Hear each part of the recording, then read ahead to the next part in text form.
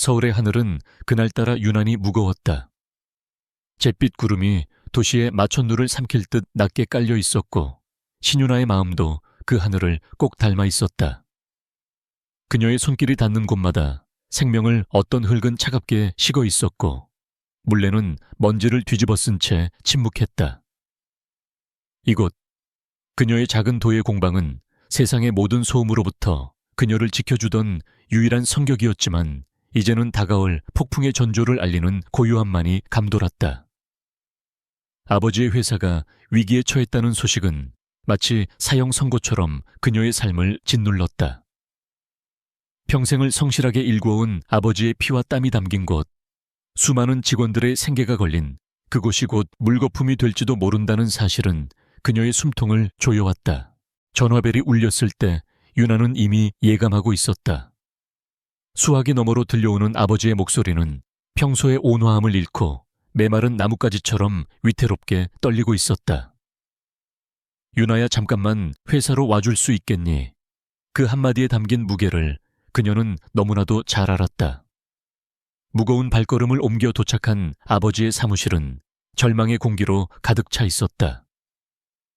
평생 그녀에게 든든한 산이었던 아버지의 어깨는 무너져 내리고 있었고 책상 위에 흩어져 있는 서류들은 마치 회사의 명주를 재는 부고장처럼 보였다. 아버지는 차마 딸의 얼굴을 마주보지 못한 채 힘겹게 입을 열었다.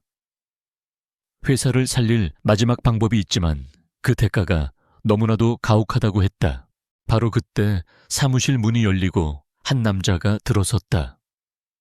흠잡을 데 없이 완벽한 검은색 정장, 차갑게 빛나는 눈빛, 그리고 주변의 모든 것을 압도하는 냉정한 카리스마. 대한민국 재계를 움직이는 TK그룹의 총수 강지훈이었다. 그는 어떤 감정도 담지 않은 무표정한 얼굴로 유나와 그녀의 아버지를 훑어보았다. 그의 존재감만으로도 신뢰 온도가 몇 도는 내려가는 듯했다. 그는 긴 서론 없이 마치 날씨 이야기를 하듯 아무렇지 않게 본론을 꺼냈다. 회사를 살려주겠습니다. 그 조건으로 신윤아 씨가 저와 결혼해야 합니다. 그의 목소리에는 일말의 감정조차 실려 있지 않았다. 그것은 청혼이 아니었다. 철저한 비즈니스 제안이자 거부할 수 없는 거래였다. 유나의 세상이 무너져 내리는 순간이었다. 모욕감과 분노가 치밀어 올랐지만 그녀는 차마 고개를 돌려 아버지의 얼굴을 볼 수 없었다. 절망의 늪에서 지푸라기라도 잡고 싶은 아버지의 간절한 눈빛을 외면할 자신이 없었다. 그녀의 꿈, 그녀의 삶, 그녀의 미래를 모두 제물로 바쳐야 하는 순간이었다. 유나는 마른 입술을 깨물었다. 떨리는 숨을 애써 가다듬고 그녀는 강지훈을 똑바로 마주 보았다. 알겠습니다. 그 제안 받아들이겠습니다. 그녀의 목소리는 놀라울 정도로 차분했다. 그 대답을 들은 강지훈의 눈썹이 아주 미세하게 움직였지만 그뿐이었다. 그는 마치 예상했다는 듯 고개를 끄덕이고는 비서에게 결혼 준비를 지시했다. 한 사람의 인생이 걸린 결정은 그렇게 단 몇 분 만에 비즈니스처럼 처리되었다. 결혼식은 세상에서 가장 화려했지만 가장 영혼 없는 행사였다. 수억 원을 호가하는 웨딩드레스는 유나에게 아름다운 신부의 옷이 아닌 희생의 제물에게 입히는 수의처럼 느껴졌다. 수많은 카메라 플래시가 터졌고 재계와 정계의 거물들이 하객으로 참석했다. 강지훈은 완벽한 신랑을 연기했다. 그는 대중 앞에서 유나의 허리를 감싸고 약속된 미소를 지어 보였지만 그의 손길은 차가웠고 눈빛은 단 한순간도 따뜻해진 적이 없었다. 유나는 정교하게 만들어진 인형처럼 그의 옆에 서서 기계적으로 미소를 짓고 고개를 끄덕였다. 그녀의 자유와 맞바꾼 이 거대한 쇼는 그렇게 막을 내리고 있었다. 결혼식이 끝나고 그들이 도착한 곳은 서울의 야경이 한눈에 내려다 보이는 최고급 펜트하우스였다. 흑과 백 그리고 회색으로만 이루어진 인테리어는 주인을 닮아 차갑고 미니멀했으며 온기라고는 찾아볼 수 없었다. 숨막히는 침묵 속에서 강지훈은 와인이나 샴페인 대신 두꺼운 서류 봉투를 꺼내 테이블 위에 올려놓았다. 그것은 그들의 결혼 생활에 대한 세부 조항이 담긴 결혼 계약서였다. 그는 감정 없는 목소리로 계약서의 핵심 내용을 읊기 시작했다. 첫째, 서로에게 어떠한 감정적 교류도 요구하지 않는다. 둘째, 대외적으로는 완벽한 부부의 모습을 유지해야 한다. 셋째, 침실은 각자 사용하며 사생활을 철저히 존중한다. 계약은 계속되었다. 이 결혼은 그의 회장직 승계가 안정될 때까지 최소 2년간 유지된다는 조항도 있었다. 이혼 시 유나는 위자료로 막대한 금액을 받지만 TK그룹의 자산에 대해서는 어떠한 권리도 주장할 수 없었다. 그리고 가장 중요한 것은 이 계약의 모든 내용을 외부에 발설할 경우 그녀의 가족이 받은 모든 지원을 회수하고 막대한 위약금을 청구한다는 것이었다. 모든 조항은 유나를 철저히 고립시키고 그녀의 모든 행동을 통제하기 위해 만들어진 족쇄와도 같았다. 인간적인 감정은 완벽히 배제된 채 오직 이해득실만이 존재하는 냉혹한 거래의 최종 확인서였다. 유나는 말없이 계약서를 받아들었다. 한 장 한 장 넘길 때마다 그녀의 존엄성이 조각나는 듯한 기분이 들었다. 하지만 그녀는 더 이상 물러설 곳이 없었다. 가늘게 떨리는 손으로 그녀는 계약서의 마지막 장에 자신의 이름을 적었다. 신유나. 그 세 글자를 쓰는 순간 과거의 자신과 완벽하게 작별을 고하는 것만 같았다. 지우는 그녀가 서명한 계약서를 무심하게 확인하고는 그녀에게 방키카드 하나를 건넸다. 오늘부터 저 방을 쓰면 됩니다. 필요한 게 있으면 비서에게 연락하고. 그 말을 끝으로 그는 뒤돌아서 자신의 서재로 향했다. 마치 지루한 회의를 끝낸 사람처럼 그의 뒷모습에는 어떤 미련이나 감정의 동요도 보이지 않았다. 유나는 홀로 남겨졌다. 그녀에게 배정된 방은 집 전체의 분위기처럼 화려하지만 차가웠다. 창문 너머로 보이는 서울의 야경은 수많은 불빛으로 반짝였지만 그 어떤 빛도 그녀의 마음을 비추지는 못했다. 이 넓고 텅 빈 집에서, 이 화려한 도시의 한복판에서 그녀는 완벽하게 혼자였다. 앞으로의 시간을 어떻게 견뎌내야 할까? 유나는 기약 없는 감옥살이를 시작하는 죄수처럼 막막한 어둠 속에서 조용히 눈을 감았다. 이것이 그녀가 선택한 그리고 선택해야만 했던 현실의 시작이었다. 강지훈의 펜트하우스에서 맞이하는 아침은 늘 기계적으로 시작되었다. 정해진 시간이 되면 침실의 암막 커튼이 소리 없이 거치고 눈부신 햇살이 그녀의 의사와는 상관없이 방 안을 가득 채웠다. 유나는 거대한 통유리창 너머로 펼쳐진 서울의 정형을 무감각하게 바라보았다. 저 아래 세상은 분주하게 움직이고 있었지만 그녀의 시간은 마치 값비싼 박제처럼 이 화려한 공간 안에 멈춰 있었다. 침묵에 익숙한 가사도우미가 정갈하게 차려낸 아침 식사는 늘 혼자였다. 강지훈은 그녀가 잠에서 깨기 훨씬 전에 출근했고 늦은 밤에나 그림자처럼 돌아왔다. 그들의 대화는 다녀왔습니다. 내일 저녁 식사 약속이 있습니다. 와 같은 꼭 필요한 정보 전달이 전부였다. 그들은 법적으로 부부였지만 사실상 같은 공간에 사는 타인에 불과했다. 유나의 일상은 끝없는 공허함의 연속이었다. 그녀의 손에는 한도 없는 신용카드가 들려 있었지만 갈 곳도 만날 사람도 없었다. 도예를 하며 함께 웃고 떠들던 옛 친구들은 이제 다른 세상의 사람들처럼 멀게만 느껴졌다. 혹시라도 자신의 불행한 결혼 생활이 그들에게 짐이 될까? 그녀는 먼저 연락할 용기를 내지 못했다. 유나는 미술관처럼 넓고 삭막한 집안을 정처 없이 떠돌았다. 모든 가구와 소품은 최고급이었지만 그 어디에도 사람의 온기는 느껴지지 않았다. 이곳은 집이 아니라 잘 꾸며진 거대한 감옥 황금으로 만들어진 새장이었다. 그녀는 이 집의 안주인이 아니라 강지훈이라는 남자가 사들인 가장 비싼 장식품일 뿐이었다. 그러던 어느 날 지훈이 평소보다 조금 이른 저녁에 돌아와 그녀에게 통보했다. 주말에 본가에서 저녁 식사가 있습니다. 준비하세요. 그것은 초대라기보다는 명령에 가까웠다. 그들의 관계처럼 건조하고 사무적인 어조였다. 약속된 주말, 그들은 말 한마디 없이 차를 타고 그의 본가로 향했다. 서울 근교에 위치한 강 회장의 본가는 그 자체로 하나의 거대한 성체였다.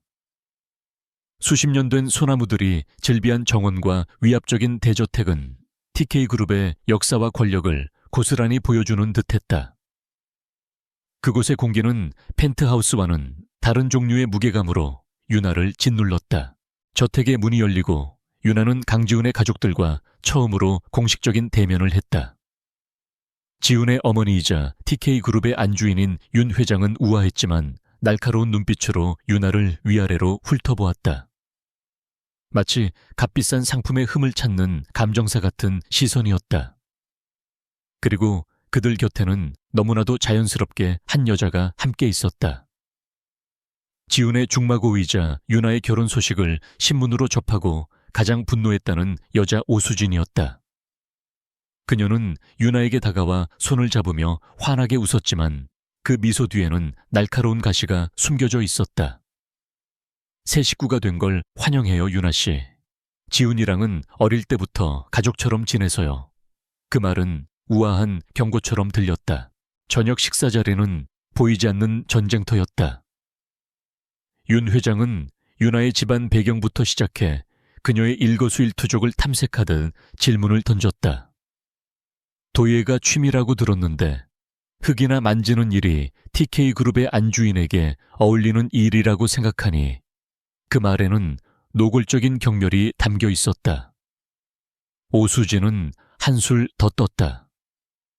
그녀는 순진한 표정을 지으며 유나가 전혀 알지 못하는 재계의 복잡한 이야기나 그들만이 아는 과거의 추억들을 꺼내놓으며 교묘하게 그녀를 대화에서 소외시켰다. 아, 유나 씨는 잘 모르시겠구나. 이건 우리끼리만 아는 얘기라서요. 유나는 음식을 거의 넘기지 못했다. 그녀는 그저 조용히 미소를 지으며 어떤 모욕적인 말에도 평정심을 잃지 않으려 애썼다. 그녀를 더욱 비참하게 만든 것은 이 모든 상황을 지켜보면서도 단 한마디도 거들지 않는 강지훈의 침묵이었다. 굴욕적인 저녁 식사를 마치고 펜트하우스로 돌아오는 내내 차 안에는 얼음장 같은 침묵만이 흘렀다. 유나는 숨이 막혔다. 이대로는 질식해버릴 것만 같았다. 그녀는 이 거대한 감옥에서 탈출할 자신만의 비상구가 절실했다. 그날 밤 유나는 잠 못 이루고 펜트하우스의 옥상 정원을 하염없이 걸었다. 완벽하게 관리된 정원은 아름다웠지만 인공적인 느낌이 강해 조금도 위로가 되지 않았다. 정원 한쪽 구석 무성하게 자란 관목들 뒤에 낡은 창고 하나가 눈에 띄었다. 오랫동안 아무도 사용하지 않은 듯 먼지가 뽀얗게 쌓여 있었다. 그 순간 유나의 머릿속에 한 줄기 빛과 같은 생각이 스쳐 지나갔다. 다음 날부터 유나의 비밀스러운 작전이 시작되었다. 그녀는 강지훈이 준 카드로 아무도 의심하지 않을 법한 가구나 장식품들을 주문하는 척하며 소형 물레와 점토 유약, 그리고 작은 가마를 몰래 주문했다. 가사 도우미와 경호원들의 눈을 피해 배달 시간을 조정하고 물건들을 직접 받아 창고로 옮기는 일은 생각보다 훨씬 더 긴장되고 힘든 과정이었다.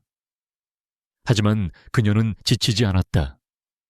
그것은 단순한 물건을 옮기는 일이 아니라 잃어버린 자신의 삶을 되찾아오는 신성한 의식과도 같았다. 며칠에 걸쳐 낡고 버려졌던 창고는 점차 그녀만의 작은 도의 공방으로 변해갔다. 마침내 모든 준비가 끝난 밤, 유나는 조심스럽게 창고 문을 열고 안으로 들어섰다. 흙냄새가 코끝을 간지렸다. 그녀는 오랜 친구를 만난 것처럼 반가운 마음에 눈시울이 붉어졌다. 물레 앞에 앉아 차가운 흙덩이를 올려놓고 천천히 발을 굴렀다. 윙 하는 소리와 함께 물레가 돌아가기 시작했다. 유나는 두 눈을 감고 흙의 감촉에 모든 신경을 집중했다. 그녀의 손길에 따라 중심을 잃고 비틀거리던 흙덩이가 점차 안정된 형태를 찾아갔다. 흙을 다스리면서 흩어지고 무너졌던 그녀 자신의 마음 또한 제자리를 찾아가는 것 같았다. 창고 밖으로는 여전히 차가운 도시에 불빛이 빛나고 있었지만 이 작은 공간 안에서만큼은 그녀는 온전한 신유나였다. 이곳은 그녀가 이 지독한 결혼 생활을 버텨낼 유일한 힘이 되어줄 비밀의 선격이었다. 유나에게 비밀 공방은 사막의 오아시스와도 같았다. 세상과 단절된 그 작은 공간에서 흙을 만지고 있을 때만이 그녀는 온전히 숨을 쉴 수 있었다. 물레가 돌아가는 소리는 그녀의 상처를 어루만지는 자장가였고, 손끝에서 피어나는 흙의 생명력은 그녀의 메마른 일상의 유일한 활력이었다. 그날도 유나는 늦은 밤까지 공방에 머물며 작업에 몰두했다. 텅 빈 펜트하우스의 차가운 공기와는 달리 흙과 땀 냄새가 뒤섞인 공방의 후끈한 열기는 아늑하기까지 했다. 작업을 마치고 조용히 집 안으로 들어섰을 때 그녀는 여느 때처럼 집이 텅 비어 있을 것이라 생각했다. 강지훈은 보통 자정이 넘어서야 돌아왔고 그때쯤이면 유나는 이미 잠자리에 든 후였다. 그런데 그날은 달랐다. 현관 쪽에서 쿵 하는 무언가 무거운 것이 부딪히는 소리가 들려왔다. 유나는 깜짝 놀라 소리가 난 곳으로 조심스럽게 다가갔다. 그곳에는 강지훈이 서 있었다. 언제나 흠잡을 데 없이 완벽하던 그의 모습은 온데간데 없었다. 넥타이는 비뚤어져 있었고 머리는 헝클어져 있었으며 온몸에서는 독한 술 냄새가 진동했다. 그는 벽에 위태롭게 몸을 기댄 채 초점 없는 눈으로 허공을 응시하고 있었다. 유나가 본 그의 모습 중 가장 흐트러지고 약해 보이는 순간이었다. 그녀도 모르게 걱정이 되어 다가서자 그가 먼저 날카롭게 쏘아붙였다. 신경 꺼. 목소리는 차가웠지만 평소와 같은 위압감은 실려 있지 않았다. 그는 비틀거리며 자신의 침실로 향했다. 유나는 그 자리에 못 박힌 듯 서서 망설였다. 계약서의 조항 서로의 사생활을 침범하지 않는다는 규칙이 머릿속을 맴돌았다. 하지만 그의 위태로운 뒷모습은 차마 외면할 수 없었다. 그녀가 망설이는 사이 그의 방문 안쪽에서 또다시 무언가 넘어지는 소리가 들려왔다. 유나는 더 이상 고민할 수 없었다. 그녀는 그의 방문 앞으로 다가가 조심스럽게 노크를 했다. 저기요, 괜찮으세요? 안에서는 아무런 대답도 들려오지 않았다. 불길한 예감에 유나는 비상시를 대비해 받아두었던 마스터키로 조심스럽게 문을 열었다. 방 안에는 그가 침대 옆 바닥에 쓰러져 있었다. 유나는 놀라서 그에게 달려갔다. 가까이 다가가자 술 냄새와 함께 뜨거운 열기가 느껴졌다. 조심스럽게 그의 이마에 손을 대어보니 불덩이처럼 뜨거웠다. 단순한 만취 상태가 아니었다. 심한 고열에 시달리고 있었다. 그 순간 계약서의 모든 조항은 그녀의 머릿속에서 사라졌다. 오직 아픈 사람을 돌봐야 한다는 본능만이 남았다. 그녀는 끙끙거리며 거구의 글을 침대 위로 간신히 옮겨 눕혔다. 그리고는 서둘러 구급상자를 찾아 청해를 물리고 찬물이 담긴 대야와 수건을 가져와 그의 열을 내리기 시작했다. 그녀가 젖은 수건으로 그의 이마와 얼굴을 닦아주는 동안 지훈은 깊은 열병 속에서 몽롱한 의식을 오갔다. 그는 알아들을 수 없는 말들을 중얼거리기 시작했다. 단어들은 파편적이었지만 그 안에는 깊은 고통과 슬픔이 담겨 있었다. 형, 내 잘못이 아니야. 제발 나를 두고 가지 마. 미안해. 유나는 숨을 죽인 채 그의 잠꼬대에 귀를 기울였다. 그의 말들을 조각처럼 맞추어 보니 과거에 그에게 어떤 끔찍한 비극이 있었음을 어렴풋이 짐작할 수 있었다. 그가 스스로를 자책하고 있는 깊은 트라우마의 흔적이었다. 차가운 얼음벽 뒤에 숨겨져 있던 그의 상처를 유나는 처음으로 목격했다. 그의 아픈 속삭임을 듣고 있자니 유나의 마음속에서 그에 대한 원망과 분노가 눈 녹듯 사라지기 시작했다. 그는 더 이상 자신을 돈으로 산 오만한 CEO가 아니었다. 지울 수 없는 상처를 끌어안은 채 세상에 홀로 남겨진 외로운 영혼일 뿐이었다. 연민과 동정, 그 이름 모를 감정이 그녀의 마음을 채웠다. 그녀는 밤새도록 그의 곁을 지켰다. 물수건이 미지근해지면 갈아주었고 그의 천이 더 오르지 않도록 정성껏 간호했다. 그러다 문득 반쯤 의식을 차린 지훈이 희미하게 눈을 떴다. 그의 눈빛은 더 이상 차갑지 않았다. 길 잃은 아이처럼 불안하고 위태롭게 흔들리고 있었다. 그는 유나의 손목을 힘없이 붙잡았다. 아마도 그녀를 과거의 누군가와 착각한 것이리라. 가지마. 그 한마디를 나직이 속삭이고 그는 다시 깊은 잠에 빠져들었다. 그의 약한 손길이 유나의 마음에 예상치 못한 파문을 일으켰다. 동틀 무렵이 되어서야 지훈의 열은 간신히 내리기 시작했다. 밤새 긴장했던 유나는 그제야 안도의 한숨을 내쉬었다. 이제는 평온해진 그의 잠든 얼굴을 내려다보며 그녀는 이루 말할 수 없는 복잡한 감정과 피로감에 휩싸였다. 그녀는 그가 완전히 깨기 전에 조용히 방을 나왔다. 마치 지난밤의 일은 아무것도 없었다는 듯 자신이 머물렀던 흔적을 깔끔하게 지우고 자신의 방으로 돌아갔다. 그들의 경계선을 넘었다는 사실이 왠지 모르게 두려웠기 때문이었다. 다음 날 아침 강지훈은 깨질 듯한 두통과 함께 잠에서 깼다. 어젯밤의 기억은 드문드문 끊겨 있었지만 몸은 평소보다 훨씬 가뿐했다. 그는 무심코 침대 옆 테이블을 보았다. 그곳에는 누군가 밤새 사용한 흔적이 역력한 물수건과 물그릇이 놓여 있었다. 그리고 방 안에는 희미하게 자신의 것이 아닌 낯선 향기가 남아 있었다. 그는 혼란스러웠다. 그러다 문득 뜨거운 이마 위를 부드럽게 닦아주던 서늘한 손길과 귓가에 맴돌던 조용한 숨소리가 기억의 파편처럼 떠올랐다. 그가 방문을 열고 나가자 테이블 위에는 가사도우미가 준비해둔 꿀물과 흰죽이 놓여 있었다. 하지만 그는 직감적으로 알 수 있었다. 이것은 가사도우미의 아이디어가 아니라는 것을. 그와 그녀 사이에 놓여있던 두꺼운 얼음벽에 누구도 모르게 첫 번째 균열이 생겨나고 있었다. 강지훈이 아팠던 그날 밤 이후 펜트하우스의 공기에는 미묘한 변화가 생겼다. 여전히 그들의 대화는 단절되어 있었지만 이전과 같은 살얼음판 같은 냉기는 조금 가셨다. 강지훈은 식탁에서 신문을 보는 척하면서도 힐끗힐끗 유나를 훔쳐보았고 유나는 그의 시선을 애써 외면하면서도 심장이 작게 덜컹거리는 것을 느꼈다.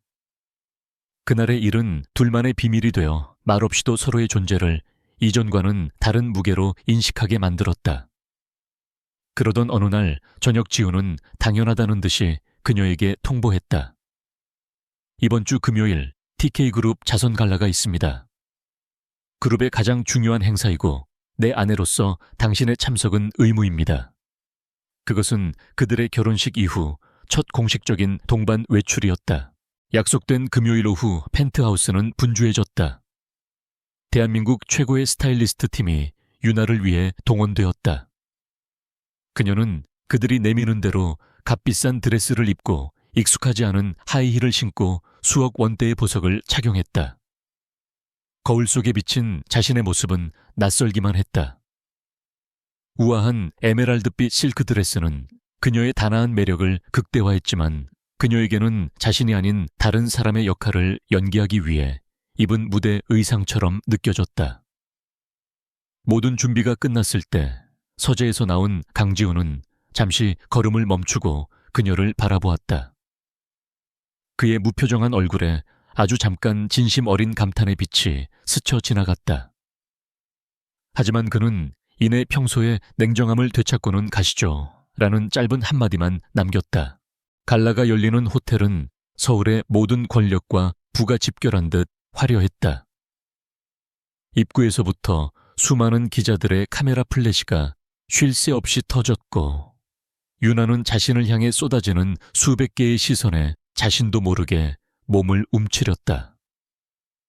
바로 그때 지훈이 자연스럽게 그녀의 허리에 손을 둘렀다. 그의 손길은 여전히 형식적이었지만 며칠 전과는 미세하게 다른 온기가 느껴졌다. 그것은 더 이상 그녀를 소품처럼 취급하는 손길이 아니라 이 낯선 세계에서 길을 잃지 않도록 이끌어주는 안내자의 손길 같았다. 유나는 그의 부축을 받으며 거대한 상어떼가 우글거리는 바다로 들어가는 작은 물고기처럼 연회장 안으로 들어섰다. 아니나 다를까 그들을 가장 먼저 맞이한 것은 강렬한 붉은색 드레스를 입은 오수진이었다. 그녀는 마치 오늘 밤의 주인공은 자신이라는 듯 압도적인 존재감을 뽐내며 다가왔다. 그녀는 재계의 거물들로 이루어진 자신의 인맥 속으로 지훈과 유나를 끌어들인 뒤 교묘하게 유나를 칭찬하는 척하며 공격을 시작했다. 우리 유나 씨 정말 아름답지 않아요. 꾸미지 않은 순수한 매력이 있어요. 우리처럼 복잡한 세상에 물들지 않은 모습이랄까. 정말 신선하네요. 그 말에 담긴 당신은 우리와 격이 맞지 않는 순진하고 평범한 사람이라는 가시돋친 의미를 그 자리에 있는 누구라도 알아차릴 수 있었다. 행사의 하이라이트인 자선 경매가 시작되자 오수진의 공격은 더욱 노골적으로 변했다. 그녀는 고가의 현대 미술 작품에 거액을 베팅한 뒤 마이크를 든 사회자에게 요청해 유나에게 발언 기회를 넘겼다. 유나 씨도 예술가시니 이런 작품을 보는 안목이 남다르시겠어요. 이 작품에 대해 어떻게 생각하시나요? 혹시 유나 씨의 관심 분야는 전통공예 쪽이셨던가요? 그녀가 전통공예라는 단어를 입에 올릴 때 그 안에는 값비싼 순수 예술에 비하면 하찮은 취미일 뿐이라는 경멸의 뉘앙스가 짙게 배어 있었다. 모든 사람의 시선이 윤에게로 쏠렸다. 모두가 그녀가 당황해서 얼굴을 붉히거나 어설픈 대답으로 망신을 당할 것이라 예상했다. 하지만 유나는 그들의 예상과 달랐다. 그녀는 위축되지 않았다. 오히려 차분하게 일어나 잠시 동안 작품을 진지하게 감상한 뒤 조용하지만 힘있는 목소리로 입을 열었다. 그녀는 사격의 명사가 아닌 진정한 예술가의 관점에서 작품을 이야기했다. 작가의 기법 색채의 활용, 그리고 작품이 불러일으키는 감정적 울림에 대해 놀라울 정도로 깊이 있고 설득력 있는 비평을 내놓았다. 그리고 마지막으로 현대 예술이든 전통 공예든 예술의 가치는 그 창작 과정의 진정성에 있다는 말로 오수진의 속물근성을 꼬집는 예리한 한마디를 덧붙였다. 웅성거리던 장내는 순식간에 조용해졌고 사람들은 유나의 예상치 못한 깊이의 놀란 표정을 지었다. 자신이 판 무대에서 오히려 망신을 당한 오수진은 분노로 얼굴이 굳었다. 그녀는 이성을 잃고 마지막 독서를 날렸다. 예술가의 의견은 그럴듯하네요. 하지만 이 세계에서는 결국 돈이 그 가치를 증명하죠. 우리 유나 씨가 최근까지는 잘 몰랐을 그런 세상의 법칙이요. 그것은 유나의 출신을 직접적으로 공격하는 잔인한 말이었다. 장내의 공기는 얼어붙었다. 유나가 미처 어떤 반응도 보이기 전에 지금까지 침묵을 지키고 있던 강지훈이 나섰다. 그는 유나의 앞쪽으로 방얼음 정도 나서며 나직하지만 얼음처럼 차가운 목소리로 말했다. 수진아. 그의 부드러운 어조에는 섬뜩한 경고가 담겨 있었다. 말 조심해. 지금 내 아내에게 그리고 TK그룹의 미래 후계자를 낳아줄 사람에게 말하고 있는 거니까. 그의 선언은 연회장에 떨어진 폭탄과도 같았다. 아내라는 단어보다 TK그룹의 미래 후계자를 낳아줄 사람이라는 표현은 훨씬 더 강력하고 직접적인 의미를 가졌다. 그것은 유나의 지위를 그 누구도 넘볼 수 없도록 공고히 하는 공식적인 선포이자 오수진을 향한 명백한 경고였다. 오수진의 얼굴은 충격과 분노로 하얗게 질렸다. 장내는 순식간에 사람들의 경악 어린 수군거림으로 가득 찼다. 강지훈은 그 모든 소란을 무시한 채 유나의 손을 잡았다. 이번에는 형식적인 접촉이 아닌 그녀를 보호하려는 듯한 단단하고 진심 어린 손길이었다. 바람 좀 쐬줘. 그는 충격에 빠진 군중을 뒤로하고 유나를 이끌어 발코니로 향했다. 발코니에서는 도시의 소음이 아득하게 들려왔다. 긴장이 풀린 유나의 몸이 가늘게 떨렸다. 강지훈은 여전히 그녀의 손을 놓지 않고 있었다. 그는 자신의 행동에 대해 사과하거나 설명하지 않았다. 그저 그녀의 옆에 서서 말없이 도시의 야경을 내려다볼 뿐이었다. 하지만 그의 존재는 더 이상 차갑거나 멀게 느껴지지 않았다. 든든한 방패처럼 느껴졌다. 유나는 그에게 보호받고 있다는 생소한 감각에 휩싸였다. 그녀는 맞잡은 두 손을 내려다본 뒤 그의 무뚝뚝한 옆 얼굴을 올려다보았다. 고마움, 놀라움, 그리고 그보다 조금 더 따뜻한 어떤 감정이 뒤섞여 그녀의 가슴 속에서 조용히 피어오르고 있었다. 갈라에서의 그날 밤 이후 강지훈과 신유나 사이에는 이름 붙일 수 없는 기류가 흘렀다. 얼음장 같던 공기는 아주 조금 녹아내려 안개처럼 희미하고 불확실한 감정들로 채워졌다. 강지훈은 눈에 띄게 일찍 귀가하는 날이 많아졌다. 그는 서류를 본다는 핑계로 거실에 머물며 소파에 앉아 책을 읽거나 스케치를 하는 유나를 말없이 지켜보곤 했다. 유나는 그의 시선이 느껴질 때마다 애써 태연한 척했지만 심장은 빠르게 뛰었다. 그들은 여전히 말이 없었지만 침묵의 무게는 이전과 확연히 달라져 있었다. 그 침묵 속에는 서로를 향한 조심스러운 탐색과 억눌린 호기심이 담겨 있었다. 하지만 그 위태로운 평화는 오래가지 않았다. 공개적으로 망신을 당한 오수진은 복수의 칼날을 갈고 있었다. 정면 공격이 통하지 않는다는 것을 깨달은 그녀는 더욱 교활하고 은밀한 방법을 선택했다. 그녀는 사설 탐정을 고용해 유나의 뒤를 밟게 했다. 그녀의 목표는 유나의 사생활에서 작은 흠집이라도 찾아내 강지훈의 마음속에 의심의 씨앗을 심는 것이었다. 그리고 기회는 생각보다 빨리 찾아왔다. 유나는 희귀한 유약을 구하기 위해 대학 시절부터 알고 지내던 동료 도예가이자 오랜 친구인 남자를 만났다.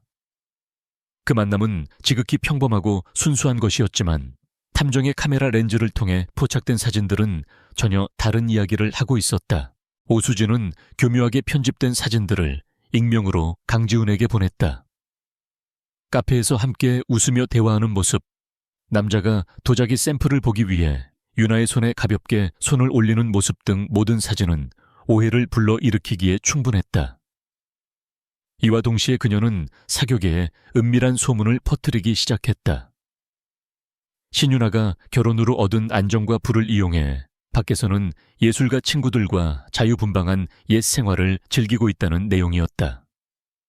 그 소문은 유나가 남편에게 만족하지 못하고 다른 곳에서 애정을 찾고 있다는 악의적인 암시를 담고 있었다. 태어나서 단 한 번도 질투나 소유욕 같은 감정을 느껴본 적 없던 강지훈에게 그 사진들은 충격 그 자체였다.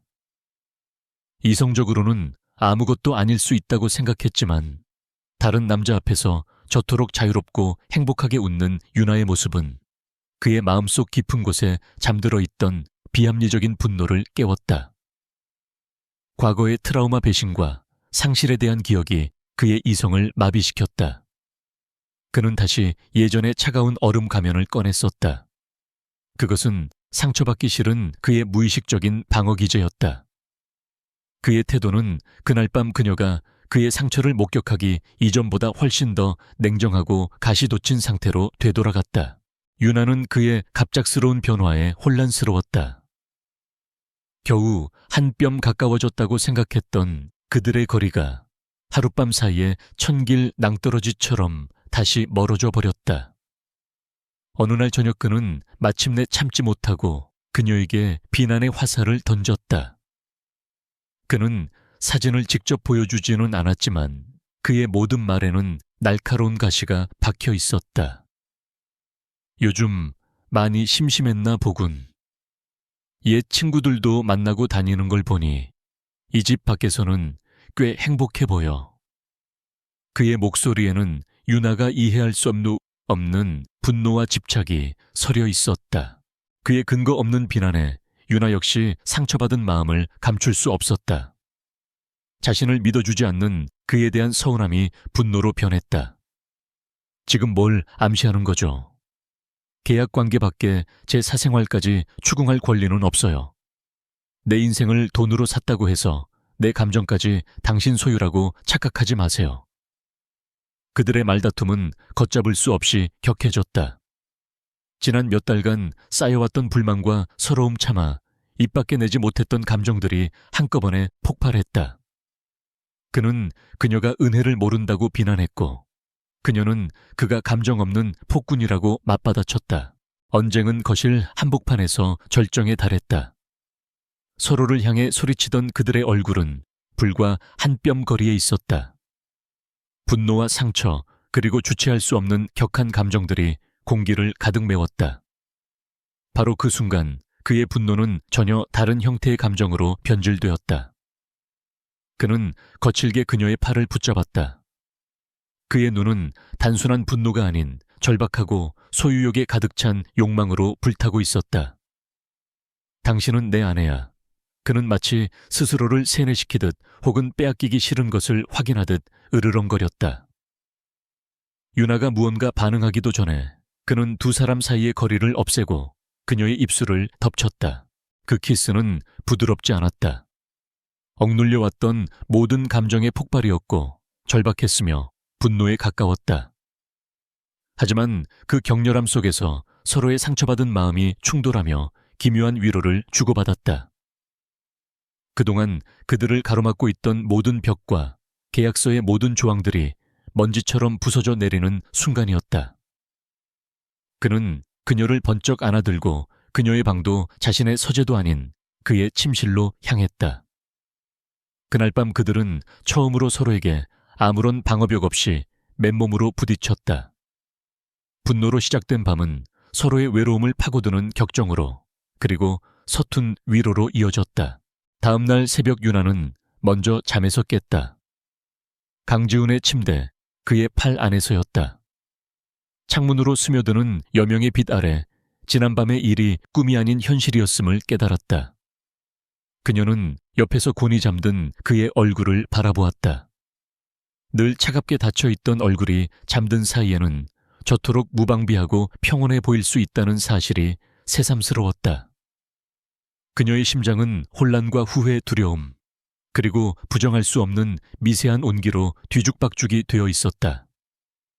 그녀는 조심스럽게 그의 팔을 빼내고 침대에서 빠져나왔다.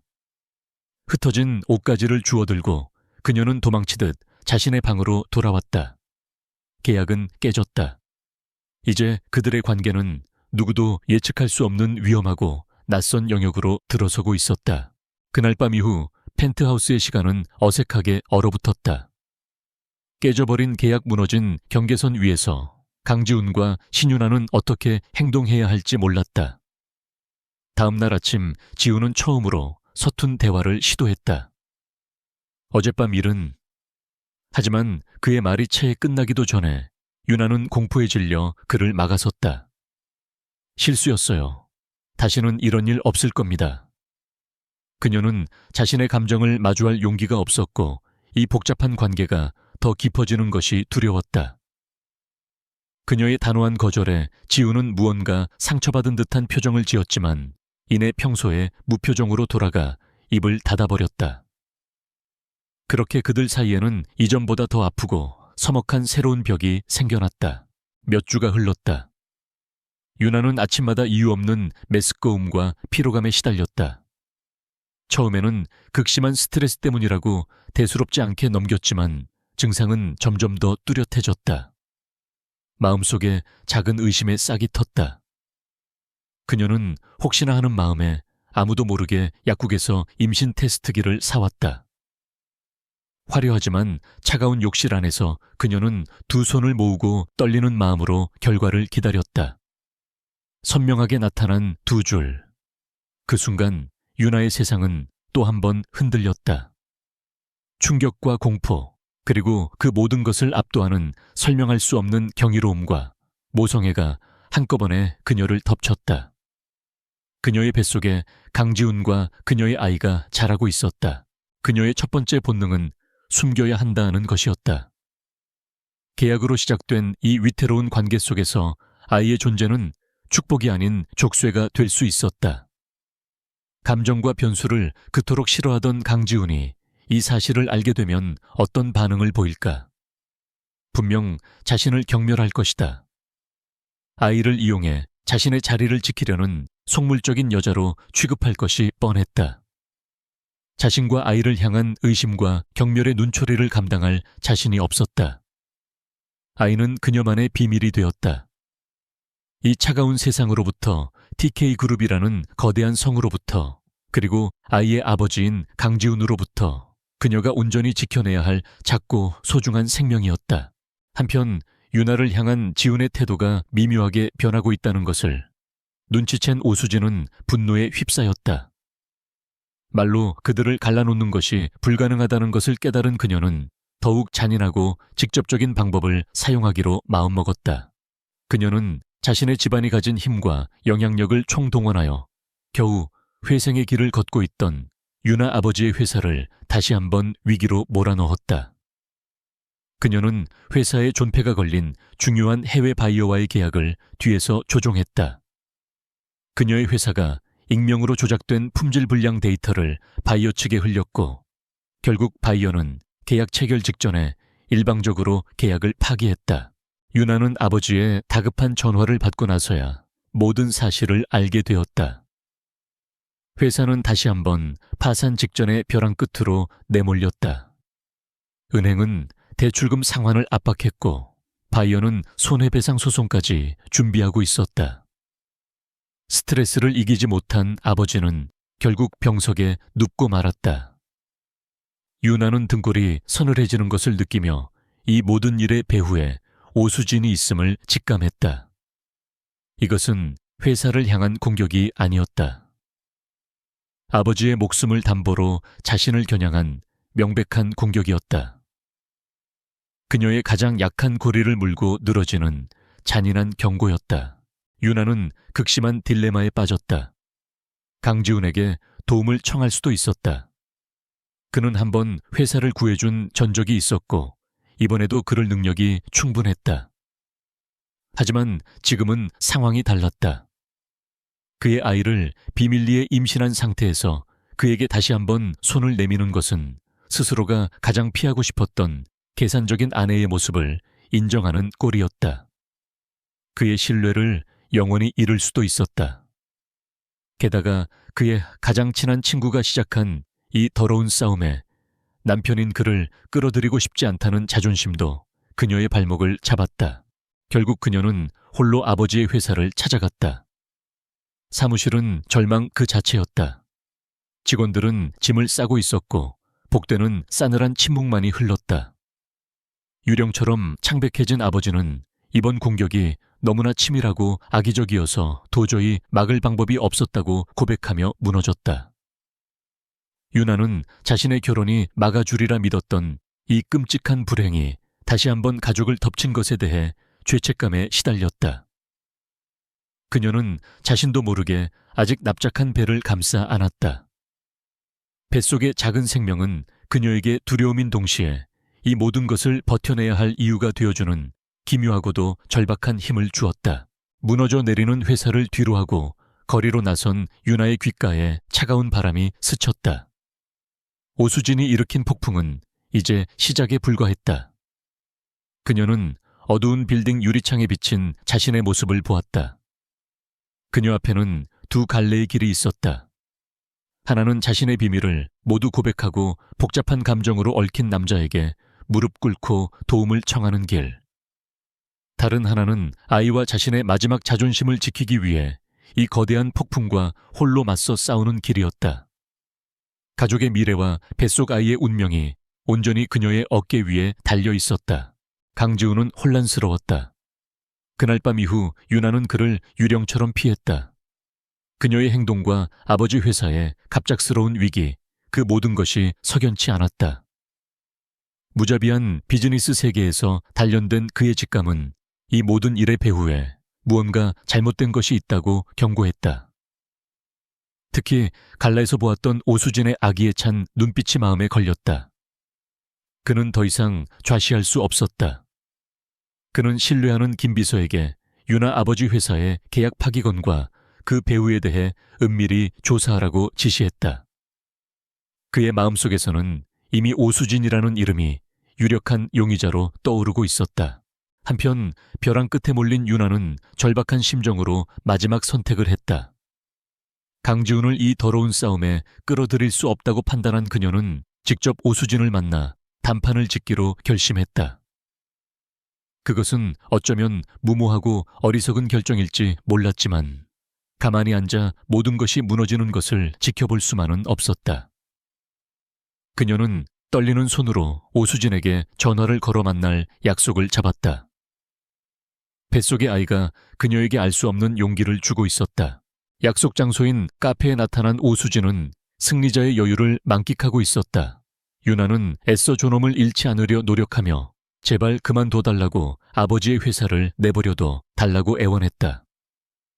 하지만 오수진은 그런 그녀를 비웃으며 자신이 한 짓임을 거리낌 없이 인정했다. 내가 왜 멈춰야 하지? 원래 내 것이었던 자리를 네가 빼앗았잖아. 그녀는 잔인한 미소를 지으며 말을 이었다. 곧 너는 모든 걸 잃게 될 거야. 가족도 남편도. 강지훈이 언제까지 너 같은 여자한테 흥미를 느낄 것 같아. 그 악담을 듣는 순간 유나는 눈앞이 아찔해지는 것을 느꼈다. 극심한 스트레스와 임신 초기의 불안정한 몸 상태가 한계에 다다랐다. 복부에 날카로운 통증이 느껴지며 세상이 빙글 돌았다. 그녀는 그대로 의식을 잃고 차가운 바닥으로 쓰러졌다. 순간적으로 당황한 오수진은 구급차를 부르기는 했지만 자신이 연루될 것을 우려해 구급차가 도착하기 전에 자리를 떠났다. 구급대원은 유나의 신분증에서 비상연락처로 등록된 강지훈에게 전화를 걸었다. 마침 사무실에서 김 비서로부터 오수진의 기업 스파이 행각에 대한 모든 증거를 보고받고 있던 강지훈은 전화를 받자마자 피가 식는 듯한 공포를 느꼈다. 그는 분노와 두려움에 휩싸인 채 병원으로 달려갔다. 병원에 도착했을 때 유나는 개인 병실에서 의식 없이 누워 있었다. 잠시 후 의사가 다가와 그에게 청천벽력 같은 말을 전했다. 축하드립니다, 강 대표님. 사모님께서 임신하셨습니다. 의사는 그녀가 극심한 스트레스로 인한 쇼크로 쓰러졌으며 산모와 태아 모두에게 안정이 절실한 상태라고 덧붙였다. 임신. 그 한마디가 망치처럼 강지훈의 머리를 내리쳤다. 유나의 최근 행동들이 퍼즐 조각처럼 맞춰지기 시작했다. 아침마다 힘들어하던 모습, 자신을 피하던 태도, 그날 밤의 일이 실수였다고 다급하게 선을 긋던 모습까지. 그것은 거절이 아니었다. 두려움이었다. 강지훈은 창백하게 잠든 유나의 얼굴을 내려다보며 꼼짝도 할 수 없었다. 그 순간 그의 머릿속에서 모든 것이 명확해졌다. 오수진의 집안과의 오랜 사업적 동맹 복잡한 기업 정치 주가의 등락 따위는 더 이상 중요하지 않았다. 그의 세상에는 오직 침대에 누워있는 저 여자와 그녀의 뱃속에 있는 자신의 아이만이 존재했다. 맹렬하고 원초적인 보호 본능이 그의 온몸을 휩쌌다. 마지막까지 남아있던 한 톨의 의심과 냉정한 계산이 그 감정 앞에서 전부 녹아내렸다. 그는 이미 선택을 내렸다. 다음 날 강지훈은 TK그룹의 긴급 이사회를 소집했다. 그리고 그 자리에 오수진과 그녀의 아버지를 불렀다. 그는 모든 임원이 지켜보는 앞에서 오수진이 유나의 아버지 회사를 파산시키기 위해 저지른 기업 사보타주에 대한 명백한 증거들을 하나씩 공개했다.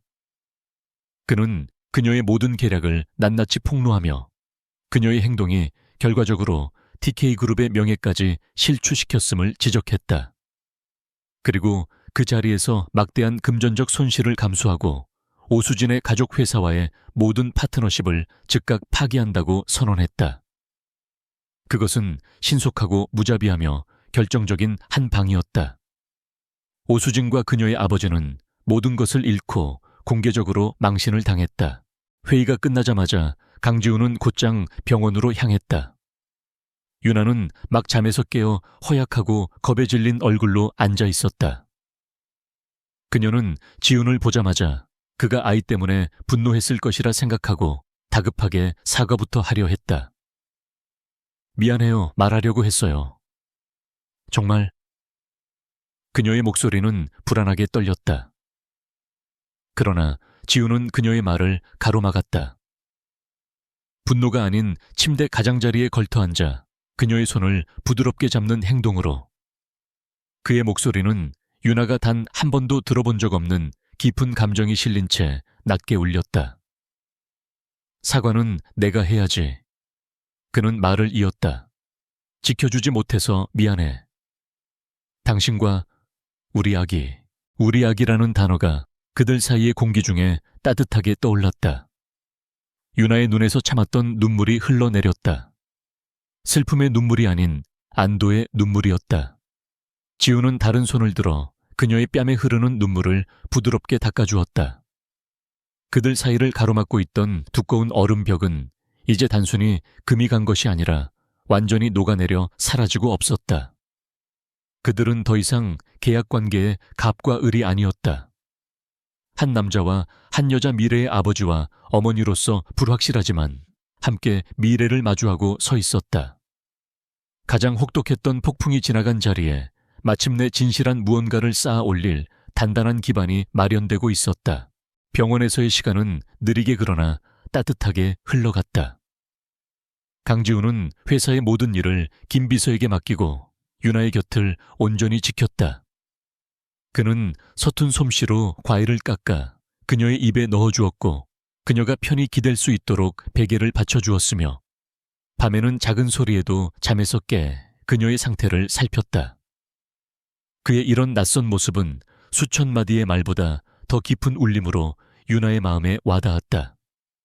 그들은 처음으로 계약이나 비즈니스가 아닌 서로에 대한 이야기를 나누기 시작했다. 좋아하는 음식, 어릴 적 꿈 사소한 습관들.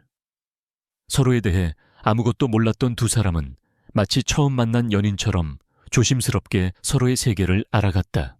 유나의 건강이 어느 정도 회복되었을 때 지우는 그동안 마음속에 담아두었던 깊은 이야기를 꺼냈다. 그는 자신의 과거 차가운 가면, 뒤에 숨겨두었던 아픈 상처에 대해 고백했다. 어린 시절 자신의 부주의로 형을 사고로 잃었고 그 죄책감 때문에 마음의 문을 닫아버렸다는 사실을. 그는 처음부터 유나의 조용한 강인함에 끌렸지만 또다시 누군가를 잃게 될까 두려워 감정을 인정할 수 없었다고 털어놓았다. 하지만 그녀와 뱃속의 아이를 잃을 수도 있다는 공포 앞에서 그는 무엇이 진정으로 중요한지 깨달았다고 말했다. 그는 자신이 저지른 모든 냉정함과 상처에 대해 진심으로 사과했다. 그의 고백을 듣는 동안 유나는 비로소 가면 뒤에 숨겨진 진짜 강지훈을 마주할 수 있었다. 그녀 역시 자신의 두려움과 외로움, 그리고 임신 사실을 숨길 수밖에 없었던 이유에 대해 솔직하게 털어놓았다. 원망과 경계심으로 시작했던 감정이 어느새 연민과 이해를 넘어 따뜻한 무언가로 변해 있었음을 그녀 또한 인정했다. 완벽한 솔직함과 감정의 교류 속에서 그들은 비로소 서로의 상처를 보듬고 마주 볼 수 있게 되었다. 지우는 그녀를 안심시켰다. 그는 이미 모든 것을 해결해 놓았다. 유나의 아버지 회사는 TK그룹의 전폭적인 지원 아래 이전보다 훨씬 더 안정적인 기반 위에서 재건되고 있었다.